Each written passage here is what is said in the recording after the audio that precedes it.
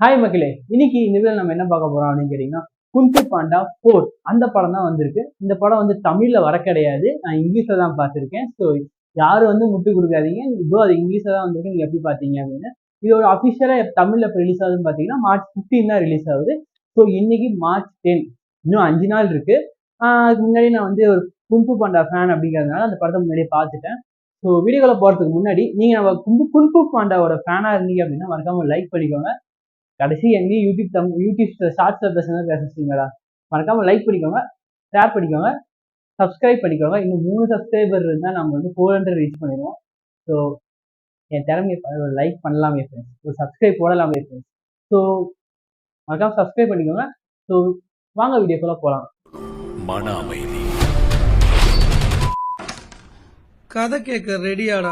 ஊருக்கு ஒதுக்குப்புறமா வந்து ஒரு ஆட்டுக்குட்டி கிராமத்தை காட்டுறாங்க. அந்த கிராமத்துல வந்து எங்கள் வீட்டில் எல்லா நாளும் கார்த்திகை அப்படின்னு சொல்லிட்டு சுத்திட்டு இருக்காங்க. அப்படி சுத்திட்டு இருக்கப்ப மணக்காண்டா மாப்பிள்ள ஒரு நிம்மதி கெடுக்க வந்திருக்கேன் பாரு அப்படின்னு சொல்லிட்டு ஒருத்தன் வந்து நின்றுட்டு என்னை யாராலையும் தடுக்க முடியாது, உங்க அப்பனே வந்தாலும் தடுக்க முடியாது, ஈவன் டிராகன் வாரியரே வந்தாலும் தடுக்க முடியாது அப்படின்னு சொல்லிட்டு அந்த கிராமத்துல இருக்கீங்களா அடிச்சு போட்டு போயிடுறான். அந்த கிராமத்தை வந்து அடிமையாக்கிடுறான்.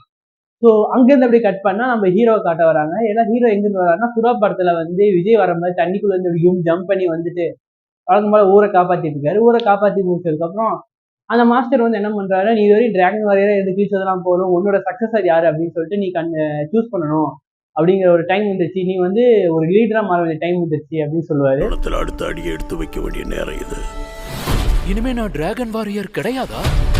அமைதி பள்ளத்தாக்கோட ஆன்மீக தலைவனா நீ மாறி ஆகணும். நான் வந்து டிராகன் வாரியரே இருந்துட்டு போறேன், எனக்கு இந்த லீடர்ஷிப் இதெல்லாம் தேவையில்லை அப்படின்னு சொல்லிட்டு இருக்கக்குள்ள நீ இல்ல, நீ வந்து இதுக்கு மேல வந்து நீ டிராகன் வாரியர் கிடையாது, நீ வந்து ஒரு லீடரா மாறி நீ அடுத்த டிராகன் வாரியர் யாரும் சூஸ் பண்ண வேண்டியது கட்டாயத்துல இருக்கு அப்படின்னு சொல்ல வேற வெளியில அந்த கிளம்பு சொல்லு கேட்டுதான் ஆகணும்னு சொல்லிட்டு அவரும் வந்து என்ன பண்றாருன்னா அடுத்த ஒரு செலக்ஷன் மாதிரிலாம் வைக்கிறாங்க. பட் எந்த செலக்ஷன்லயும் அது யாருக்குமே சாட்டிஸ்பேக்ஷன் இல்லை.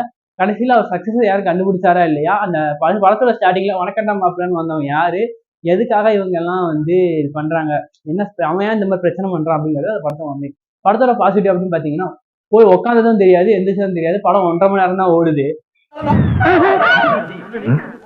மச்சான் என்னடா பொண்ணு நீங்க பாத்தீங்களா? இல்லையே மச்சான், இல்லையே. படம் 1.5 மணி நேரம் தான் ஓடுது. படம் வந்து ஒரு என்கேஜிங்கா இருந்துச்சு.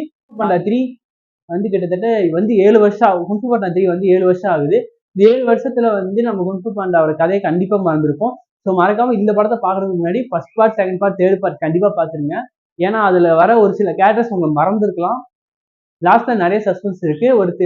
ஒரு சின்ன ட்விஸ்ட் வேற ஒன்று வச்சிருக்காங்க. படத்தோட நெகட்டிவ் அப்படின்னு பாத்தீங்கன்னா நெகட்டிவ் எதுவும் சொல்றதுக்கு இல்லை, படத்தோட டியூரேஷனை தான் நெகட்டிவ்னு நான் சொல்லுவேன். ஏன்னா படத்துல உட்காந்ததும் தெரியல, எந்த தெரியல, டக்கு டக்கு டக்கு டக்குன்னு அடுத்த சீன் போய் 1.5 மணி நேரம் முடிஞ்சதே தெரியல.